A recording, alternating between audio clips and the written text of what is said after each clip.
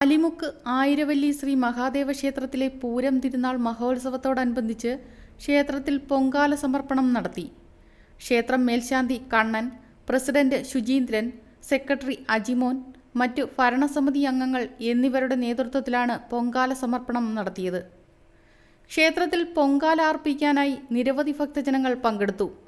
തിരുവുത്സവത്തിന്റെ 6ാം ദിവസമായ ഇന്ന് വൈകിട്ട് കിരാതമൂർത്തിക്ക് വർഷത്തിലൊരിക്കൽ മാത്രം നടത്തപ്പെടുന്ന പടപ്പ് നിവേദ്യം എന്ന വിശേഷാൽ പൂജ ഉണ്ടായിരിക്കുന്നതാണ്. തുടർന്ന് ഭഗവാന്റെ പള്ളിവേട്ടയും നടത്തുമെന്ന് ക്ഷേത്രം ഭാരവാഹികൾ അറിയിച്ചു. പൂരം തിരുനാൾ മഹോത്സവ ദിനമായ നാളെ വൈകിട്ട് 4 മണി മുതൽ തിരു എഴുന്നള്ളത്ത് ഘോഷയാത്ര നടത്തും.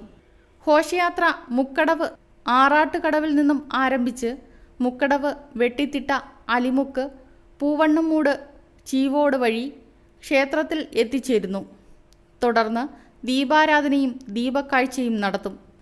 ശേഷം നാടകം, നൃത്ത സംഗീത നാടകം എന്നിവ നടത്തും. Reporter Sunil G, Karavaloor.